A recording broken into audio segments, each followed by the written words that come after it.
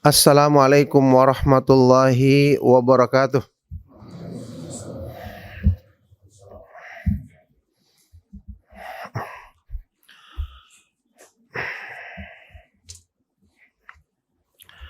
Innal hamdalillah nahmaduhu wa nasta'inuhu wa nastaghfiruh wa na'udzu billahi min syururi anfusina wa min sayyiati a'malina.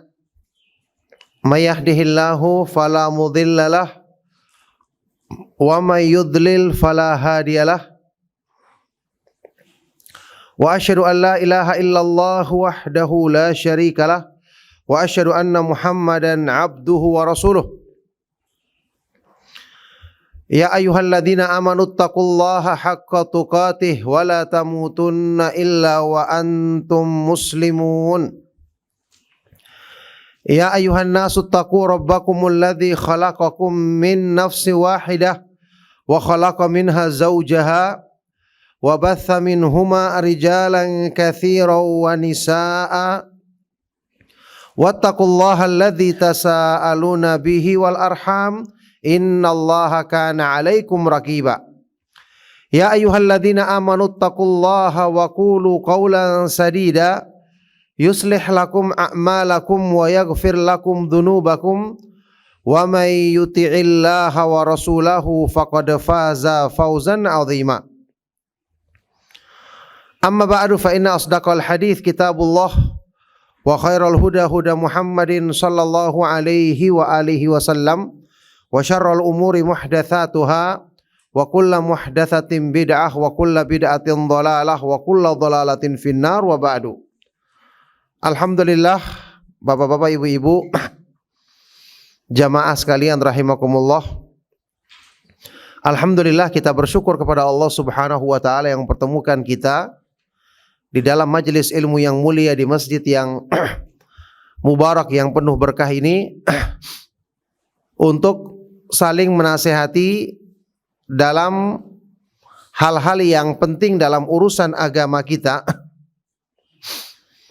Karena kita ketahui bersama kebaikan agama merupakan karunia yang Allah Subhanahu wa taala berikan kepada hamba-hamba yang dipilihnya. Dan semoga Allah Subhanahu wa taala memilih kita untuk senantiasa mendapatkan taufiknya untuk mendapatkan sebab-sebab keselamatan dunia dan akhirat kita. Di dalam sebuah athar yang sahih dari sahabat yang mulia Abdullah bin Mas'ud radhiyallahu taala anhu, beliau pernah berkata, "Innallaha yu'tid dunya man yuhibbu wa la yuhibbu wa la yu'til imana illa man yuhibbu." Sesungguhnya Allah Subhanahu wa taala memberikan urusan dunia kepada siapa saja, kepada hamba yang dicintainya maupun tidak dicintainya. Tetapi Allah Subhanahu wa taala tidaklah menganugerahkan keimanan kecuali hanya kepada orang-orang yang dicintainya. Maka oleh karena itu, Bapak Ibu ikhwan dan akhwat fiddin rahimakumullah, di kesempatan pagi hari ini kita akan membicarakan tentang tema takwa hati. Takwa hati ini adalah takwa yang hakiki. Artinya ketakwaan yang benar di sisi Allah Subhanahu wa taala adalah yang bersumber dari hati kemudian terpancar pada semua anggota badan manusia. Inilah yang membedakan antara orang yang beriman dengan orang-orang munafik dalam beramal.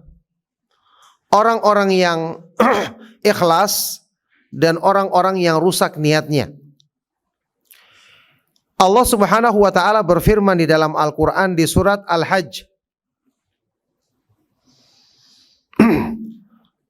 ketika menjelaskan tentang bagaimana ibadah yang diterima di sisi Allah Subhanahu wa taala. Allah Subhanahu wa taala berfirman, "A'udzubillahi minasyaitonir rajim. Dzalika wa may yu'azzim sya'airallahi fa innaha min taqwal qulub." Demikianlah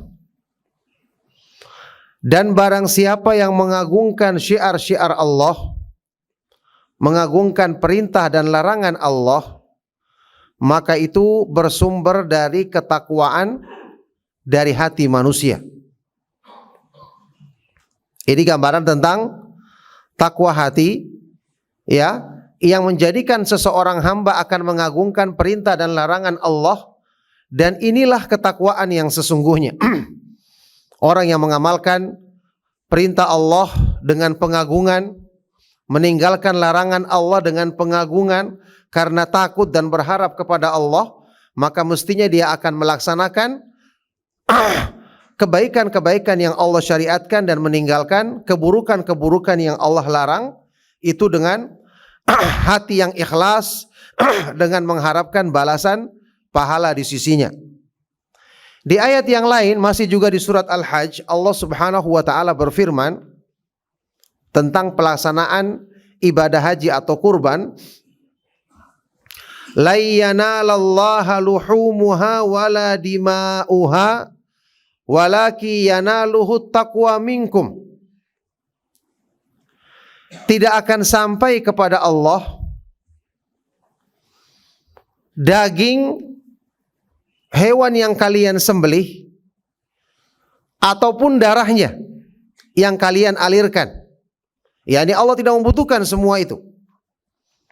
Ini justru dimakan oleh kita sendiri. Ya, daging yang kita sembelih adalah untuk kita sendiri yang makannya. Walaki yanaluhu taqwa minkum, tapi yang akan sampai kepada Allah adalah ketakwaan dari hatimu. Itu yang akan diterima oleh Allah Subhanahu wa taala. Nah, dari dua ayat ini di dalam kitab Al-Fawaid, Imam Ibnu Qayyim rahimahullah taala menjelaskan, mengambil kesimpulan, beliau berkata, wa'lam annal abda innama yaqta'u manazila sayri ilallahi biqalbihi wa himmatihi la bibadanihi.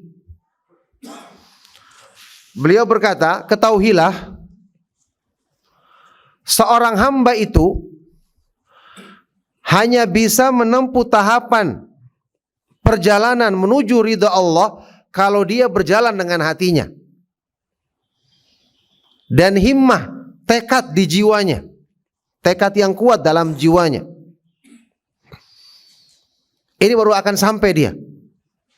La bi badanihi, bukan dengan badannya semata-mata. Wa taqwa fil haqiqati taqwal qulubi la taqwal jawarih. Kata beliau selanjutnya, dan takwa yang hakiki itu adalah takwa dari hati, bukan cuma sekedar yang tampak pada anggota badan. Dua ayat ini kemudian dibawakan oleh beliau sebagai dalil, ditambah dengan sebuah hadis Rasulullah sallallahu alaihi wasallam, hadis yang sahih dalam Sahih Muslim. Rasulullah sallallahu alaihi wasallam pernah bersabda, at-taqwa hahuna. Takwa terletak di sini, sambil beliau menunjuk ke dalam hatinya 3 kali. Apa artinya? Apakah amalan anggota badan tidak dibutuhkan? Jelas bukan itu maknanya. Amalan anggota badan pasti dibutuhkan karena itu merupakan bagian dari iman. Sebagaimana ucapan lisan, iya kan? Berzikir, membaca Al-Quran. Tetapi asal dari ketakwaan itu adalah hati. Amalan anggota badan atau lisan ketika berzikir, membaca Al-Quran, berdoa, kemudian amalan anggota badan lainnya, yang menentukan benar tidaknya nilainya adalah kalau bersumber dari keikhlasan di hati, bersumber karena adanya pengagungan, cinta, takut dan berharap kepada Allah, yang itu semua sumbernya dari amalan hati manusia. Tidak asing bagi kita hadis Rasulullah sallallahu alaihi wasallam yang terkenal, riwayat Imam Al-Bukhari dan Muslim, ketika menggambarkan kedudukan hati bagaimana? Ala wa inna fil jasadi mughdatan idza salahat salahal jasadu kullu wa idza fasadat fasadal jasadu kullu ala wahiya al-qalbu. Ketahuilah sesungguhnya dalam diri manusia ada segumpal daging, yang kalau segumpal daging ini baik, semua anggota badannya baik. Tapi kalau segumpal daging ini buruk, semua anggota badannya buruk atau rusak, ketahuilah segumpal daging itu adalah hati manusia. Oleh karena itu di sini jamaah sekalian rahimakumullah, satu hal yang perlu mendapatkan perhatian bagi kita semua dalam upaya perbaikan agama kita, karena kita semua ingin menghadap Allah Subhanahu wa taala diterima. Dan kita tahu betapa banyaknya orang-orang yang ketika datang menghadap Allah, ternyata dia tidak mendapatkan balasan yang sempurna dari amal yang dikerjakannya di dunia, karena ya amalnya gugur, entah karena tidak ikhlas atau ada syubhat di dalam hatinya, naudzubillahi min dzalik. Wa qadimna ila ma amilu min amalin faja'alnahu haba'an manthura. Kami hadapi amal-amal yang mereka kerjakan sewaktu di dunia, kata Allah, kemudian kami jadikan seperti debu-debu yang berhamburan, ya ini tidak ada nilainya padahal banyak. Ini memberikan satu pengertian kepada kita bahwa perbaikan amalan hati ini sangat penting. Karena ini yang menentukan amal-amal kita diterima di sisi Allah Subhanahu wa taala. Apalagi kita tahu makna firman Allah Subhanahu wa taala di dalam Al-Qur'an, yauma la yanfa'u malu wala banun illa man atallaha biqalbin salim. Pada hari kiamat nanti yang tidak bermanfaat harta maupun anak-anak keturunan kecuali orang yang datang menghadap Allah Subhanahu wa taala dengan hati yang bersih, hati yang selamat dari syubhat dan syahwat, dari kotoran-kotoran yang menghalangi iman. Nah, di sini kebanyakan orang tidak perhatian tentang masalah hati. Rata-rata orang merasa cukup dengan mengamalkan anggota badan dan dia merasa itu sudah kebaikan besar yang dilakukannya. Sementara tipu daya syaitan banyak menyasar untuk merusak hati manusia. Kenapa? Syaitan tahu ketika dia berhasil merusak hati manusia, rusak semua anggota badannya. Ya, orang-orang munafik disebutkan di dalam Al-Quran tentang penyakit hati mereka yang kemudian semakin bertambah parah. Akhirnya setelah itu kebaikan apapun tidak bisa masuk. Fi qulubihim maradu fazadahumullahu marada. Dalam hati mereka ada penyakit dan Allah semakin memperparah penyakit di hati mereka karena mereka tidak berusaha menyembuhkannya. Tidak perhatian, hanya menampakkan kebaikan saja padahal sumber kerusakan ada di hati. Sehingga ketika sudah semakin bertambah parah, orang-orang munafik ini tidak bisa mengambil kebaikan bahkan dari sebaik-baik petunjuk Al-Quran. Ketika mereka mendengarkan nasihat dari Nabi Muhammad SAW yang merupakan sebaik-baik nasihat, tidak ada pengaruh sama sekali. Kenapa? Hati mereka sudah tertutup. Allah Subhanahu wa taala berfirman tentang mereka di surat Muhammad SAW tentang orang-orang munafik, afala yatadabbarunal qur'ana am ala qulubin aqfaluha. Apakah mereka tidak merenungkan Al-Quran, atau memang hati-hati mereka yang telah tertutup? Ini keadaan yang sangat parah, yang prosesnya tadi dari penyakit dulu sedikit, fazadahumullahu marada, ditambah lagi penyakitnya. Nah, ini bisa terjadi pada siapa saja, kecuali tentu saja orang-orang yang dilindungi oleh Allah Subhanahu wa taala. Artinya kalau seseorang tidak perhatian untuk mengobati penyakit hatinya, lama-kelamaan tertutup. Inilah yang dikatakan oleh sebagian para ulama salaf, hati yang tertutup itu, hati yang membatu itu adalah musibah terbesar di dunia. Musibah terbesar. Karena semua kebaikan akan terhalangi bagi hamba ini, naudzubillahi min dzalik. Imam Malik bin Dinar rahimahullah taala, dinukil oleh Imam Ibnu Qayyim rahimahullah taala, ya, beliau pernah mengatakan, ma dhuriba 'abdun bi'uqubatin a'dhama min qasawatil qalbi. Tidaklah seorang hamba ditimpakan satu musibah, malapetaka, yang lebih besar dari hati yang mengeras atau hati yang tertutup. Naudzubillahi min dzalik. Oleh karena itu, jamaah sekalian rahimakumullah, ketika kita belajar agama, ketika kita membaca Al-Quran, membaca hadis-hadis Rasulullah Sallallahu Alaihi Wasallam, jangan pernah kita lupakan untuk selalu mengusahakan perbaikan hati kita. Dengan cara apa? Belajar dan paham, belajar dan renungkan, baca Al-Quran dengan tadabbur, supaya bukan cuma lisan kita yang menjadi baik. Waktu kita beramal harus ada perenungan supaya hati kita tersentuh. Waktu kita berzikir, kita memuji Allah, renungkan makna pujian bagi Allah, sanjungan bagi Allah. Waktu kita mengucapkan alhamdulillah, kita renungkan Allah itu kita memujinya karena kebaikan-kebaikannya, karena limpahan nikmatnya, karena kemahaindahan, kemahasempurnaan nama-nama dan sifat-sifatnya. Ini yang akan menjadikan hati kita hidup. Bahkan Al-Quran diturunkan, termasuk tujuan utamanya adalah mengobati penyakit hati. Ya ayyuhan nasu qad ja'atkum mau'idhatum min rabbikum wa shifaa'un lima fis sudur.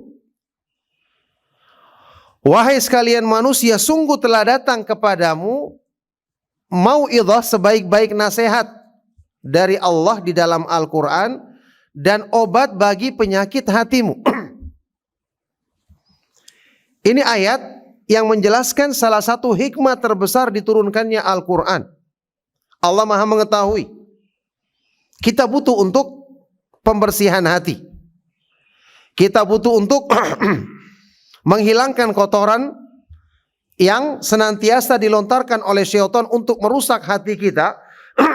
Maka setiap kali kita membaca Al-Quran, merenungkan isinya, akan membersihkan kotoran tersebut, sehingga setelah itu kita akan mudah mengisi hati kita dengan kebaikan. Ya, kan hati itu ibaratnya seperti wadah, seperti WA, kayak mangkok, ya, yang bisa diisi dengan sesuatu, bisa diisi dengan kebaikan dan keburukan. Kalau kita ingin isi dengan kebaikan, berarti kita harus banyak mengosongkannya dari keburukan, supaya bisa menampung kebaikan. Dan supaya kebaikannya dominan, ya berarti harus lebih sering diisi, dibersihkan dulu kemudian diisi dengan kebaikan sehingga dominan. Kalau sudah dominan kebaikan, maka akan berpengaruh kebaikan tersebut pada anggota badan kita. Ali bin Abi Thalib radhiyallahu taala anhu pernah mengatakan, al-qulubu aw'iyatun. Hati manusia itu adalah wi'a, mangkok, wadah menampung. Fa khairuha aw'aha.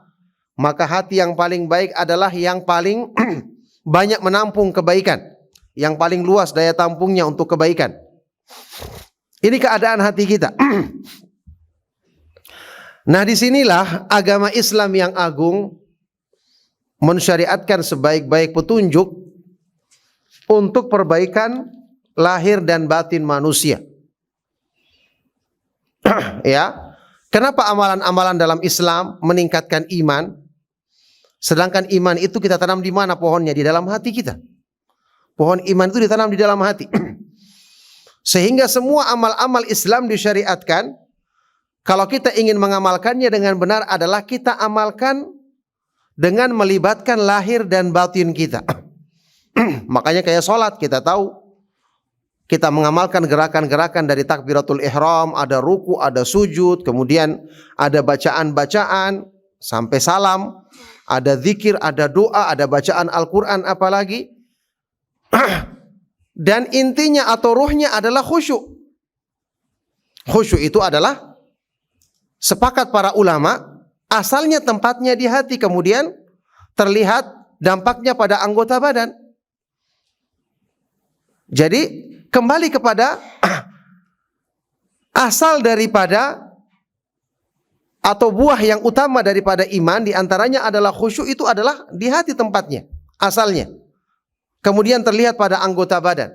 Berarti solat yang tidak khusyuk seperti tubuh yang tidak bernyawa. Karena nyawanya solat adalah khusyuk. Ruhnya salat adalah khusyuk. Maka ini semua menunjukkan kepada kita bahwa memang amalan-amalan di dalam Islam itu disyariatkan untuk memperbaiki semua yang ada pada diri manusia lahir dan batinnya. Makanya ini sebabnya yang menjadikan kita berusaha selalu ketika mengamalkan Islam melibatkan lahir dan batin kita. Harus ada perenungan. Ya, tidak terburu-buru hanya sekedar memperhatikan kuantitas. Kenapa kita mempelajari tentang iman? Kenapa kita belajar tentang tauhid? Ini semua adalah dalam rangka membenahi hati kita.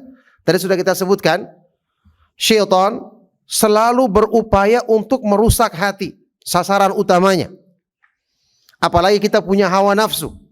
Ini menjadi tunggangan utama syaitan. Sekarang kita tahu hati manusia dikuasai oleh Allah Subhanahu wa taala. Syaitan tidak berdaya memasukkan kotoran ke dalam hati. Dia hanya bisa menampakkan di permukaannya. Yakni ditawarkan di hati kita, ini syubhat, ini fitnah. Ikuti ini, lakukan ini. Lama kelamaan hati akan ada yang mengikutinya. Karena ditawarkan terus. Antum pernah dengar hadis dalam riwayat Imam Muslim, hadis yang sahih. Rasulullah sallallahu alaihi wasallam pernah bersabda, tu'radul fitanu 'alal qulubi ka'ardil hasiri 'udan. Fitnah-fitnah dan godaan-godaan syaitan itu selalu ditampakkan di permukaan hati manusia. Dia ingin masukkan tidak bisa, dia hanya bisa menampilkan di depannya saja. Seperti permukaan tikar. Ketika antum tidur di tikar yang dianyam, itu akan berbekas, ya kan, kalau kita bangun tidur. Kayak seperti itu. Ditampakkan di depan hati selalu supaya tujuannya adalah untuk menggoda manusia. Lama kelamaan akan ada hati yang terpengaruh, ada juga hati yang menolaknya. Inilah hati yang kemudian menjadi fitnah bagi dirinya. Ketika Rasulullah Shallallahu Alaihi Wasallam menyebutkan tentang hati yang terpengaruh, akhirnya menyerap fitnah ini, Rasulullah Shallallahu Alaihi Wasallam bersabda, ya, di akhir hadis ini tentang hati ini, hati yang sudah hitam, akhirnya selalu menyerap fitnah, tertutup, ya, la ya'rifu ma'rufan wa la yunkiru munkaran illa ma usyriba min hawahu. Hati ini tidak akan mengenal kebaikan sebagai kebaikan, tidak akan mengingkari kemungkaran sebagai keburukan, kecuali yang bersumber dari keinginan hawa nafsunya. Jadi terbentuknya hawa nafsu, terbentuknya syubhat, orang yang kemudian tidak lagi bisa membedakan mana yang baik dan mana yang buruk, ini karena proses awal. Hatinya tidak berusaha dijaga. Dia tidak berusaha untuk melakukan tazkiyatun nufus. Tidak berdoa kepada Allah meminta penjagaan hatinya. Tidak menjadikan agama ini sebagai sebab untuk mensucikan hatinya. Nah inilah, ya, ikhwan dan akhwat fiddin rahimakumullah, sebab yang sangat penting untuk kita usahakan pada diri kita. Karena kita belajar agama sesemangat apapun, kita berusaha mengisi diri kita dengan kebaikan, tapi kalau tempat di hati kita tidak kosong dari keburukan atau kotoran, bagaimana kebaikan tersebut akan masuk? Ya, saya sering menyebutkan contoh atau gambaran yang mungkin dirasakan oleh sebagian kita. Terkadang atau bahkan mungkin sering kita mendengarkan sebuah nasihat yang sangat menyentuh, ceramah atau khutbah di sebuah masjid atau dalam pengajian. Ya, misalnya tentang bertobat, tentang berbuat baik, tentang hijrah, tentang meninggalkan keburukan-keburukan di masa lalu misalnya, kita merasa sangat terpengaruh. Kita bertekad, saya ingin menjadi baik, saya ingin berubah. Tersentuh hati kita. Tapi begitu kita keluar dari tempat pengajian, hilang lagi semua itu. Waktu kita sudah berada di rumah, apalagi sudah bertemu dengan urusan-urusan dunia kita, hilang pengaruh tadi. Kemana sekarang itu? Ini bisa kita ambil gambarannya adalah sewaktu kita mendengarkan nasihat tadi, nasihat itu ingin masuk kebaikan. Bagaimanapun juga orang yang beriman pasti asal fitrah di hatinya adalah kebaikan dan mengenal petunjuk, iya kan? Kenapa dalam Islam itu kebaikan disebut dengan al-ma'ruf, amar ma'ruf nahi mungkar, iya kan? Ma'ruf artinya dalam bahasa Arab apa? Yang dikenal. Sedangkan mungkar yang asing, iya kan? Kemungkaran itu artinya asing, diingkari. Sedangkan ma'ruf yang dikenal, berarti asalnya hati itu ya punya fitrah mengenal kebaikan dan mengingkari keburukan. Itu asal fitrah bagi setiap orang yang beriman. Ibnu Qayyim rahimahullah ta'ala mengatakan, innal khaira asilun wa su'a dakhil. Sesungguhnya kebaikan itu adalah asal yang dikenal oleh hati, sedangkan keburukan itu adalah yang datangnya kemudian menyusup. Jadi kebaikan ini dikenal oleh hati, tapi ketika ingin masuk ke hati tidak ada tempat. Penuh semua dengan keburukan. Akhirnya tidak bisa menetap di hati tersebut. Nah, yang seperti ini kan kalau dibiarkan akan semakin parah. Sehingga sekarang mungkin kita rasakan banyak sholat yang kita kerjakan, tetapi khusyuknya sangat jarang kita dapatkan. Al-Quran kita baca juga tidak menjadi sebab tenangnya jiwa kita atau terhiburnya hati kita. Salat yang dikatakan oleh Rasulullah sallallahu alaihi wasallam, wa ju'ilat qurratu aini fi shalah, dijadikan kesejukan hatiku ketika aku menunaikan salat, ini juga belum kita bisa rasakan gambarannya. Ini semua sebenarnya adalah ciri-ciri utama penyakit hati yang buruk. Na'udzubillahi min dzalik. Kalau dibiarkan tentu keadaan parah dan ekstrimnya adalah seperti orang-orang munafik tadi yang tertutup hatinya, dan tentu kita tidak inginkan hal ini menimpa diri kita. Na'udzubillahi min dzalik. Oleh karena itu, ikhwan dan akhwat fiddin rahimakumullah, mengusahakan takwa hati ini adalah kebaikan besar yang harus segera kita berusaha benahi kekurangan ini pada diri kita.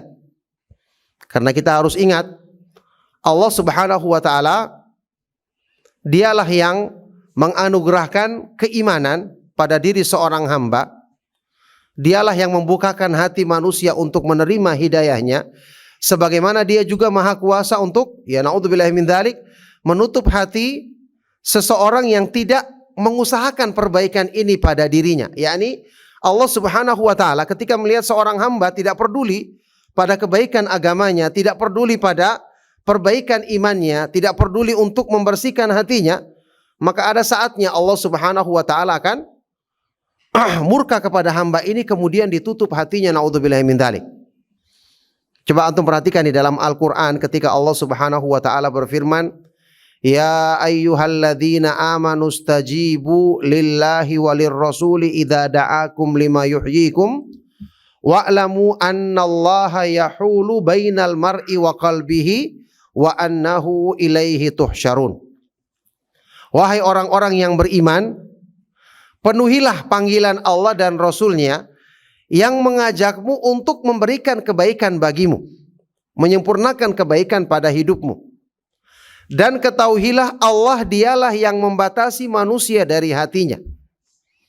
Kata Imam Ibnu Qayyim, ini merupakan ancaman.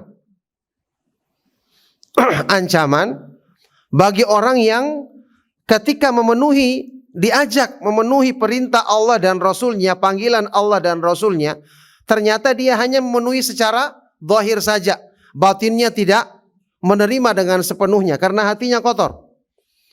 Maka Allah ancam, Allah maha mengetahui dan maha membatasi manusia dari hatinya. Dia bisa menghalangi manusia dari hatinya. Artinya dia bisa menutup hati seorang hamba ketika Allah mengetahui hamba ini tidak benar dalam imannya, tidak ikhlas dalam amalnya, maka dijadikan hatinya tertutup sehingga setelah itu dia tidak akan bisa menerima kebenaran lagi selama-lamanya sebagaimana keadaan orang-orang munafik, naudzubillahi min dzalik. Oleh karena itu, ketika Al-Qur'an diturunkan kepada kita, hadis-hadis Nabi Muhammad SAW diturunkan kepada kita, ini harusnya nikmat yang kita manfaatkan untuk perbaikan diri kita lahir dan batin. Coba antum perhatikan firman Allah Subhanahu wa taala di surat Al-Hadid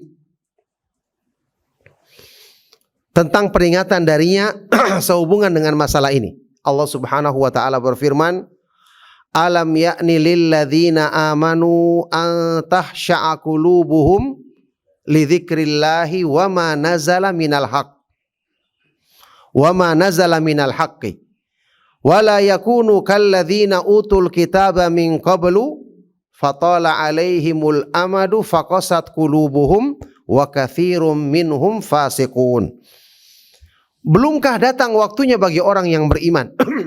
Ini teguran. Ya, sudah sekian lama dalam imannya, sudah sekian lama Al-Quran turun, peringatan selalu didengarkan, apakah belum datang juga waktunya bagi mereka untuk hati mereka tunduk, khusyuk ketika mengingat Allah dan tunduk kepada kebenaran yang Allah turunkan kepada mereka. Dan janganlah mereka berbuat seperti orang-orang ahlul kitab. Ahlul kitab juga ini kan turun kitab kepada mereka. Tapi ketika berlalu masa yang panjang, mereka tetap dalam kelalaian. Akhirnya hati mereka tertutup dan kebanyakan mereka menjadi orang-orang yang fasik. Ini celaan bagi mereka. Al-Quran diturunkan kepada kita sebagaimana kitab diturunkan kepada mereka. Nabi yang mulia diutus kepada kita, bahkan Nabi yang paling mulia, sebagaimana Nabi juga diutus kepada mereka. Kalau sudah begini kan harusnya sebab kebaikan itu sudah lengkap. Perbaikan lahir dan batin sempurna. Tapi kenapa mereka tidak mengambil manfaat sebagaimana juga kita tidak mengambil manfaat? Ini bahaya. Allah Subhanahu wa taala bisa memperlakukan orang-orang yang tidak mau mengambil manfaat dari petunjuk ini sebagaimana Allah Subhanahu wa taala perlakukan bagi ahlul kitab yang akhirnya hati mereka tertutup sehingga kebanyakan mereka menjadi orang-orang yang fasik. Oleh karena itu, ikhwan dan akhwat fiddin rahimakumullah, belajar agama dan belajar perbaikan diri kita lahir dan batin, inilah tujuan utama disyariatkannya Islam. Kita belajar agama sekaligus menumbuhkan iman. Kita belajar agama adalah untuk perbaikan diri, dimulai dengan membersihkan hati kita. Selalu kita libatkan waktu kita membaca Al-Quran, renungkan isinya supaya penyakit hati kita tersingkir atau sembuh sedikit demi sedikit. Waktu kita belajar agama, dengarkan hadis-hadis Nabi SAW, pahami dengan hati kita. Sedikit yang kita baca lebih banyak daripada sedikit yang kita baca, kita renungkan lebih baik daripada banyak yang tapi tidak ada perenungan. Imam Ibnu Qayyim rahimahullah ta'ala bahkan mengatakan, Qira'atu ayatin wahidatin khairun. Qira'atu ayatin wahidatin bitadabburin khairun min qira'ati khatmatin bila tadabbur. Membaca satu ayat tapi dengan perenungan itu lebih baik daripada membaca Al-Quran sampai khatam tapi tidak ada tadaburnya. Karena apa? Tidak menyentuh hati kita. Tidak menjadi sebab perbaikan pada diri kita. Tentu yang paling baik adalah banyak kita baca tapi dengan perenungan, dengan memahami maknanya, karena ini akan menjadi sebab perbaikan untuk lahir dan batin kita. Oleh karena itulah, ikhwan dan akhwat fiddin rahimakumullah, Rasulullah SAW membuat perumpamaan yang indah tentang petunjuk yang diturunkan oleh Allah Subhanahu wa taala kepada beliau sebagai apa? Seperti hujan yang baik. Artinya menumbuhkan hati, menyuburkan tumbuhnya kebaikan-kebaikan di hati manusia. Rasulullah SAW bersabda, "Inna mathala ma ba'athani Allahu bihi minal huda wal ilmi kamathali ghaithin asaba ardon." Sesungguhnya perumpamaan, permisalan dari petunjuk dan ilmu yang Allah Subhanahu wa taala turunkan kepadaku adalah seperti perumpamaan hujan yang baik yang Allah turunkan di muka bumi. Permukaan bumi ini ibaratnya hati. Kalau tersentuh dengan wahyu, sering dengarkan Al-Quran, direnungkan, sering dengarkan hadits-hadits Nabi SAW, direnungkannya, maka akan seperti tanah yang tadinya tandus menjadi subur, menjadi bisa menampung kebaikan. Ya kan, tanah itu ada yang jenisnya bisa menumbuhkan. Ketika hujan turun akhirnya dia menumbuhkan tumbuh-tumbuhan. Ada juga jenis tanah yang bisa menampung seperti sungai atau danau.